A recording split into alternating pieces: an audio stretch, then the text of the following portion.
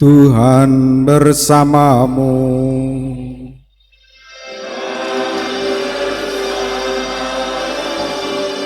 Inilah Injil suci menurut Matius.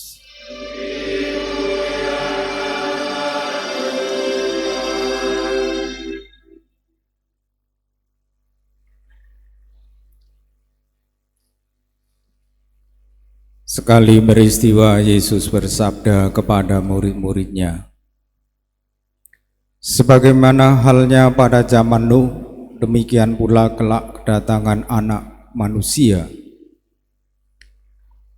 Pada zaman sebelum air bah itu, orang makan dan minum, kawin dan mengawinkan, sampai pada hari Nuh masuk ke dalam bahtera. Mereka tidak menyadari apa yang terjadi sampai air bah itu datang dan melenyapkan mereka semua. Demikian pula lah halnya kelak pada kedatangan Putra Manusia. Pada waktu itu, kalau ada dua orang di ladang, yang seorang akan dibawa dan yang lain akan ditinggalkan. Kalau ada dua orang perempuan sedang menggiling gandum, yang seorang akan dibawa dan yang lain akan ditinggalkan. Oleh karena itu berjaga-jagalah, sebab kamu tidak tahu pada hari mana Tuhanmu datang. Tetapi ketahuilah ini, jika tuan rumah tahu pada waktu mana pencuri datang ketika malam, pastilah ia berjaga-jaga dan tidak akan membiarkan rumahnya dibongkar. Sebab itu hendaklah kamu juga siap sedia, karena Putra Manusia datang pada saat yang tidak kamu duga.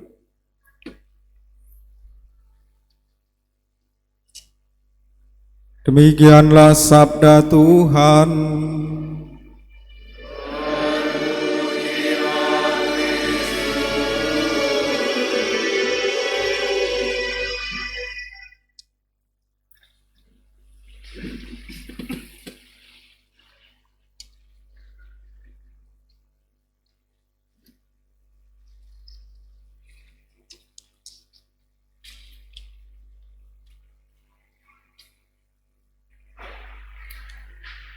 Umat Allah yang terkasih, memasuki tahun devosional ini saya memberi pengantar begini.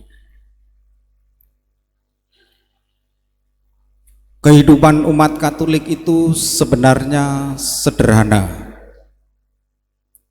Yang pertama, setiap hari Minggu wajib ke gereja. Karena hari Minggu adalah hari Tuhan, hari kebangkitan Yesus Kristus.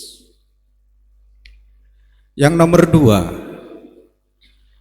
orang Katolik wajib minimal mengaku dosa 1 tahun sekali. Paling baik menjelang Hari Raya Paskah. Tetapi nanti menjelang Natal saya jadwalkan untuk pengakuan dosa bagi umat beriman. Lalu kalau yang saleh rajin berdoa rosario. Di tengah ketiga hal tersebut, satu hal tambahan yang penting, karena kita masing-masing hidup di lingkungan, 1 minggu sekali doa lingkungan, ikut kegiatan lingkungan.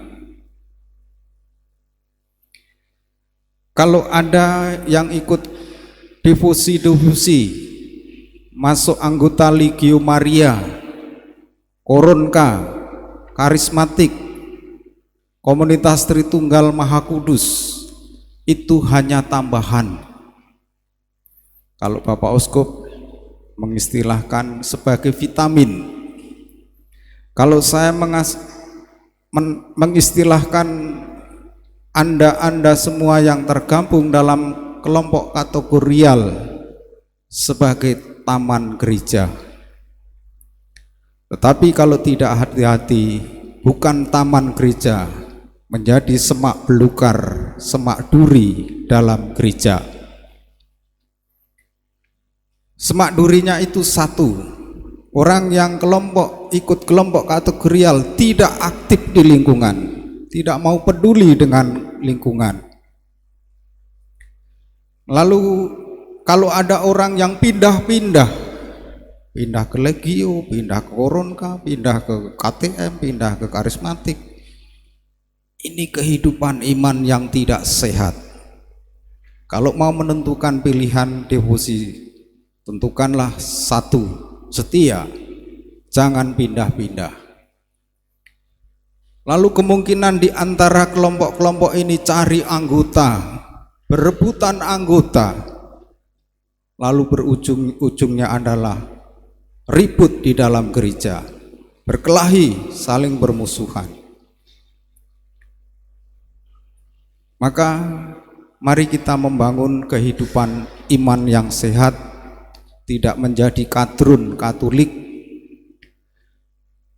membangun gereja yang hidup, yang tergabung dalam devosi-devosi, hendaknya sungguh mengembangkan dan menumbuhkan gereja. Dan devosi yang sederhana sesungguhnya berdoa kepada Santo Santa pelindung kita masing-masing.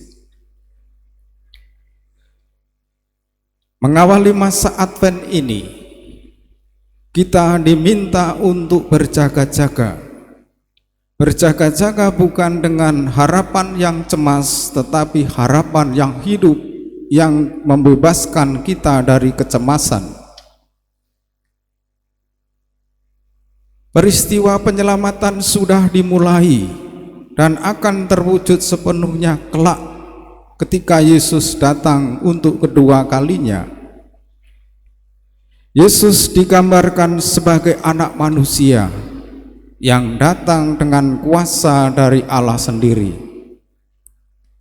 Orang yang berkelahi, orang yang tak peduli, yang mendiamkannya saja, nanti akan kehilangan kesempatan, karena kesempatan itu kadangkala tidak datang dua kali. Pada masa Advent ini kita dipanggil untuk menyadari kehadiran Tuhan, walau kadangkala kehadiran Tuhan tidak selalu jelas dialami. Kehadiran Tuhan bukan kehadiran yang diam dan jauh di sana, melainkan kehadiran Tuhan yang bergerak mendekati kita manusia. Pada saat Tuhan waktu itu tiba, dunia akan terpilah-pilah dengan sendirinya. Akan jelas siapa-siapa yang berpihak kepadanya, akan jelas pula siapa yang tidak peduli akan kehadirannya, yang hanya berkelahi dengan kelompoknya sendiri. Kita berupaya memahami kemanusiaan baru yang diperkenalkan Yesus, serta mengupayakan agar hidup masyarakat terarah ke sana. Dalam Injil yang kita dengar, kemanusiaan baru itu ditampilkan sebagai kenyataan kerajaan surga, kerajaan yang penuh cinta kasih, harapan, dan iman. Umat Allah yang terkasih, pengalaman hidup kerap kali membuat orang berpikir bahwa dunia dan masyarakat ini berjalan menurut hukum-hukum alam.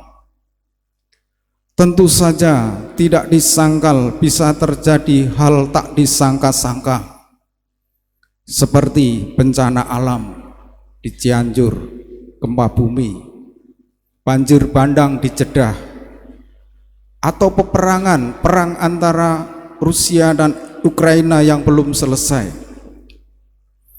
Tetapi peristiwa buruk kehidupan itu harusnya membuat orang semakin yakin bahwa hukum-hukum alam dan kehidupan sosial ini perlu semakin dikenali. Perubahan tidak begitu saja terjadi, ada sebab dan akibatnya. Semakin kita mengerti bahaya dan perubahan, semakin kita gampang membuat perencanaan, perhitungan, dan prediksi untuk menghindari bahaya. Pertanyaannya, tak ada yang tahu kapan anak manusia datang kecuali Bapa di surga.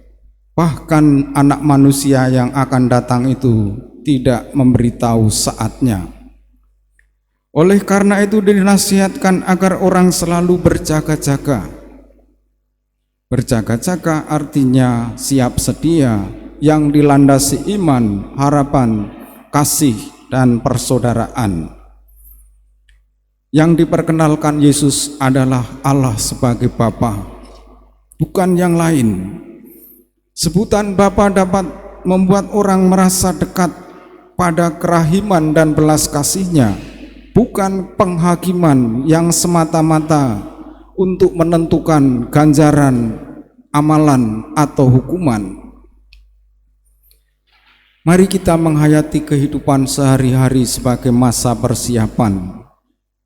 Digambarkan kalau ada dua laki-laki yang menggarap tanah, atau ada dua perempuan yang menggiling gandum, bekerja di ladang, di toko, di tempat kerja, adalah kegiatan sehari-hari kita.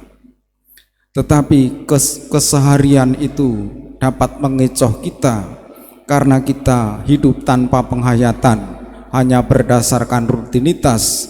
Lalu kadangkala kegiatan itu menjadi beban hidup yang sangat memberatkan. Yang kelihatan biasa-biasa itu tidak akan tetap sama. Walaupun orang-orang mengerjakan yang sama, dikatakan yang satu akan diambil, yang satu akan dibiarkan. Rutinitas sering membuat orang berpikir bahwa kehidupan ini sama. Yesus justru tidak membenarkan harapan itu.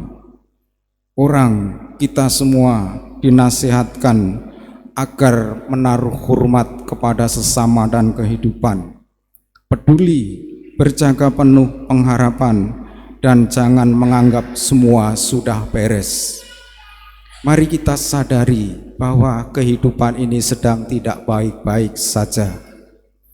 Dan karena sedang tidak baik-baik saja, kita dipanggil untuk terlibat memperbaiki, penuh penantian, penuh iman, sampai anak manusia datang, terutama datang di dalam hati kita.